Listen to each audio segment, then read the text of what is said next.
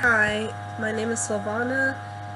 This is my final presentation for Philosophy 337, Philosophy of Culture, and my presentation is on how a nuclear family dynamic causes undue suffering and how the progression of family molds have influenced that suffering over time. So, when people hear the term like nuclear family, we often visualize a mother, a father, and their respective children. By definition, a nuclear family is a couple and their dependent children, and they're regarded as a basic social unit. Now, today, in a more widely accepting society, a nuclear family can contain two moms, two dads, or one of each, and their individual children. All of these fitting the definition of a nuclear family. In the media, nuclear families are usually depicted as living happy, healthy lifestyles. On the outside, these families may seem picture perfect and happy, but that's not always the case. Many of us in this class grew up in what is the definition of a nuclear family, and we all know that the expectations in a nuclear family are not always the reality. Some of our first experiences of adversity occur within our family units, and this brings me to think about how Freud and what he believes to be our three sources of suffering. Now, in Freud's Society and its Discontent, he lists the three sources of suffering to be the superior power of nature, the feebleness of our own bodies, and the inadequacy of the regulations with which adjust the mutual relationships of humans in the family, the state, and the society. Now, according to Freud, the third source of suffering deals with relationship dynamics that we carry within our own families, and our immediate family members are the people we spend the most time with growing up, so this idea makes sense to me. And as people, we begin to learn to interact within society by first learning how to associate with our families. Freud gets at the point that we must compromise our own happiness to maintain peaceful relationships with one another. I personally believe that humans are selfish by nature, and based on these readings, I feel like Freud would agree with me. And when we're children, for example, I'll bring up that when we were children, we oftentimes didn't really like to share our toys, and we were forced to share with our siblings and our young cousins, even if we objected to the idea of it. So this meant that we're forced to sacrifice some of our happiness in order to keep the peace with someone else, and this can cause suffering in and of itself because we have to restrict our actions at the expense of our content. People strive so hard to maintain a picture-perfect family because people from nuclear family backgrounds are supposed to succeed, and the mentality of a nuclear family can cause undue suffering to the offspring and to the family in general. There are different likelihoods for people from various backgrounds, meaning society gives a different set of expectations for children in single-parent households versus children who come from nuclear families. And this causes these children to have their own set of suffering. Freud agrees that while we can mitigate some suffering, but regardless, everyone has to deal with suffering of some kind within their lifetimes. Now, nothing in life is permanent. The only thing in life that is permanent is impermanence. So throughout history, family dynamics within society have evolved greatly as society has evolved. And there was once a time where women were condemned for bearing a child outside of wedlock. And this caused the child immediate hardships upon birth. So nowadays, women have the capacity to raise their children outside of the nuclear family setting with less consequences within society. This goes to say that the suffering within family has also evolved, and this plays on the idea that while suffering can be alleviated in some senses, the evolution of said suffering means it replaces old suffering with new suffering. During the time of formation of the U.S. colonies, men and women had shorter life expectancies than we do now, and so this meant that they married they tend to get married much younger than people do now. And since they had shorter life expectancies, they began to pop out as many children as they could, as quickly as they could, because it was necessary to the survival of society. Now, during this time period, like, living was way more difficult on a day-to-day basis than it is now. So, so these parents would focus on having as many children as possible, especially since the probability of the child living into adulthood was so low. And since living on a day-to-day basis was more difficult, these children would also help do physical labor around the house. And they had to keep, like, they played the role of having to keep society going. Now, now we may ask, like, what kind of suffering did these children endure? Well, they endured physical, mental, and emotional suffering. Children at the time of the U.S. colonies, they often died young, and they witnessed their own siblings die. Their parents didn't treat them very well, and they had more of like a live to survive than a live to love mentality. So their childhoods were often a lot more rough than they would be now. Children were born with their purpose in life set out for them, so they were often put into arranged marriages based on social status, or they were assigned a job in society based on like what their family did.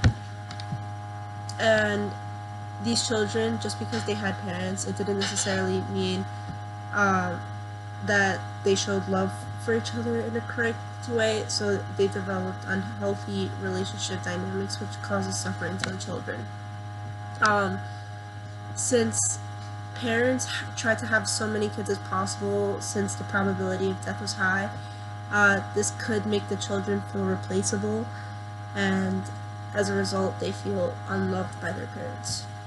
Now, some of the expectations that these children had was that they had to bring pride, like, to the family by working hard.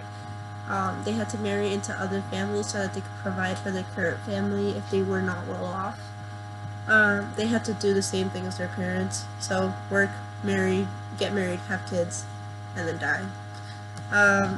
If you were male, you were expected to go to school and then get a job so you could provide for your future family, and if you were female, you were expected to just learn how to cook and clean so that you could maintain the household while your future husband would go provide. During the time of the U.S. colonies, there was laws regarding intercourse, so sex between two unmarried individuals was called fornication, and it was basically illegal. So oftentimes, as a result of fornication, there was a birth of a child out of wedlock, and a term that people often use for that is a bastard or an illegitimate child. These children had no legal standing in society, so this meant that the child was already at a lower standing in society from birth. And depending on the financial status of their parents, each illegitimate child, their life would be different. So if they had a father who was well off or rich, they were raised by their mother, but sometimes they were funded by their father. But if the father chose not to be in the picture, they had to rely on help from others to survive, or if they were lucky, they got help from charities. If the illegitimate child had a slave as a mother and like a slave owner as a father, most times that child ended up a slave also. Now, how did they suffer? Since they had no legal standing in society, so they were outcasted and they had less opportunities to succeed than others. They were looked down upon for something that was out of their control. They didn't really choose to be born, and they didn't choose to have two unwed parents.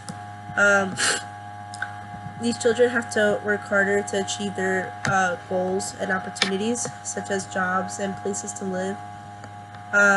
Sometimes they may long for a family like how they saw others around them. If this child was enslaved, they came with their own extra set of suffering as they were dehumanized by slave owners. Now, the expectation of these children was to just basically be a bum in life and not move ahead, so stay stagnant. According to Freud, I feel like, oh well, Freud would say that like civilization is paradoxical, and its purpose is to prevent suffering, but civilization is one of, if not the largest source of suffering. And in order to get rid of this, the best bet is to return to our primitive ways. And like prior to the formation of the U.S. colonies, people who lived in North America were less materialistic and relied off of living off the land.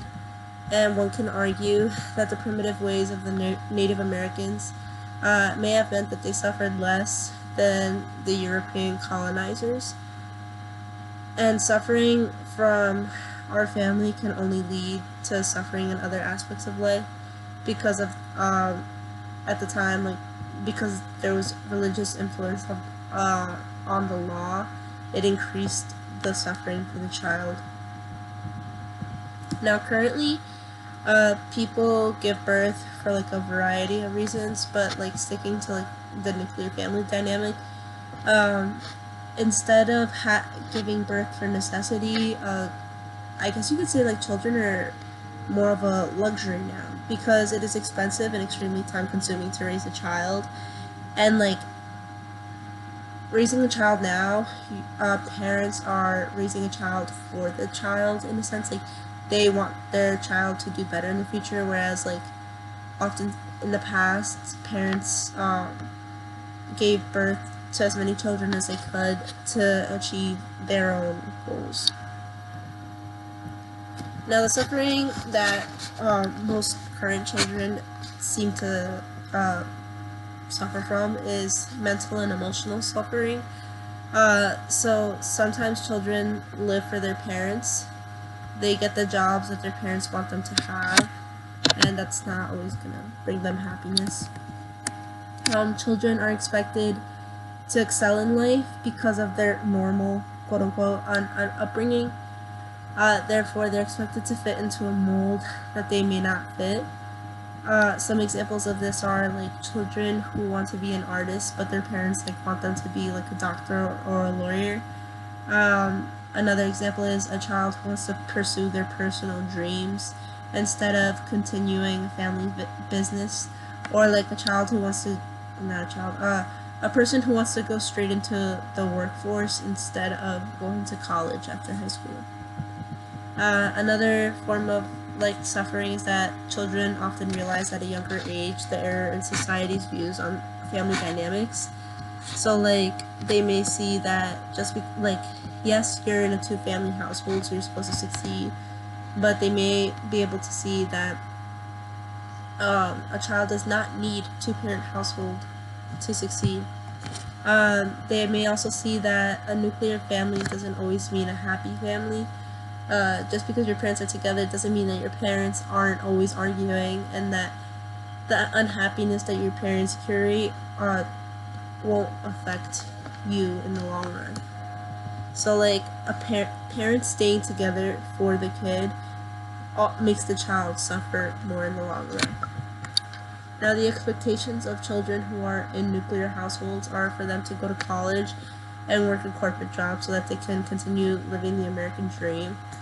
They are supposed to find love and repeat the process of their parents, which is basically allow their children to excel in life and correct generational curses brought upon them by their parents, such as emotional abuse and neglect.